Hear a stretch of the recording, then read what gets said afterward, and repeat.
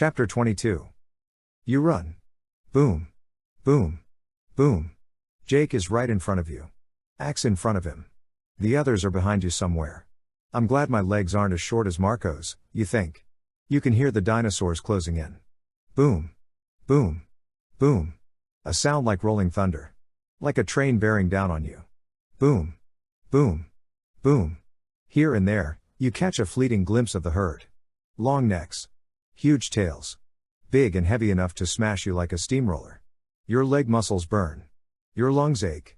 But you push yourself harder. Fueled by fear. A T-Rex. Tobias yells. Heading this way. Boom. Boom. Boom. Boom boom boom. Closer, closer. The thunder grows louder. Surrounds you. The herd is all around you. You try to run with it. But the long-necked dinosaurs are faster. And they're also fueled by panic. Wham! The ground bounces, stumbling you to your knees. Scree! A long-necked dinosaur squeals in panic. A shadow that blots out the moon and stars.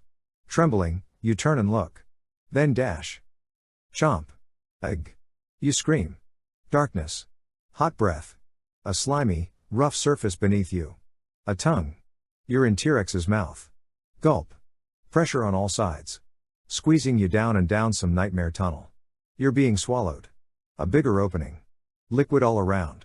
Water. No, no, no. Too hot to be water. Digestive acid. You're being digested. You are blind. Deaf, except for a sound of churning. And the steady bass drum of a heart beating. You grin up against warm flesh, up against something that feels like bones. T-Rex's last snack? You're holding your breath. You don't want to breathe in the battery acid T-Rex has in its stomach. What can you do? With a desperate burst of energy, you try to claw your way out. But it's hopeless. You can't grab onto the smooth flesh lining the dinosaur's belly. What can you do? The Ellimist has given you only one morph, roach. You begin to morph. Almost immediately your oxygen-deprived brain calms down. Your thinking grows clearer. Roach bodies can live longer than humans without much air. You're growing smaller.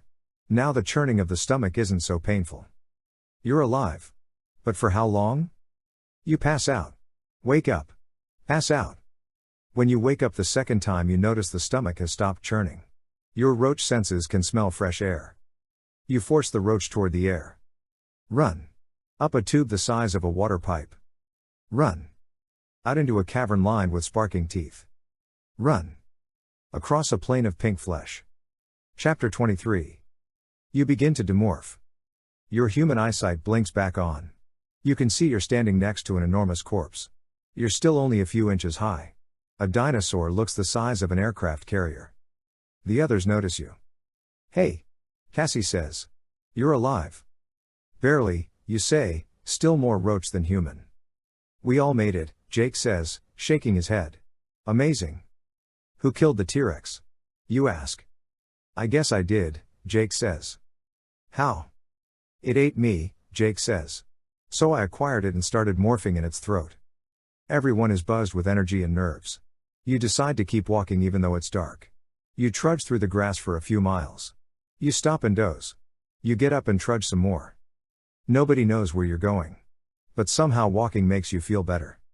Gradually the sky lightens and the sun comes up. More trudging. And now you're beginning to think that sitting down and never walking again would be a nice plan. Oh, man, look, Jake says. I think we're coming up on some kind of big gorge or whatever. You march up to it. A huge canyon. You're on the edge of a valley hundreds of feet deep and miles across. The valley isn't empty. Down there, spread across a mile of valley floor, are glittering, shining buildings. And hovering over them is something that looks like a flying saucer. A flying saucer and dinos? This is getting weird. You pretend you never saw the city. Or you decide to investigate.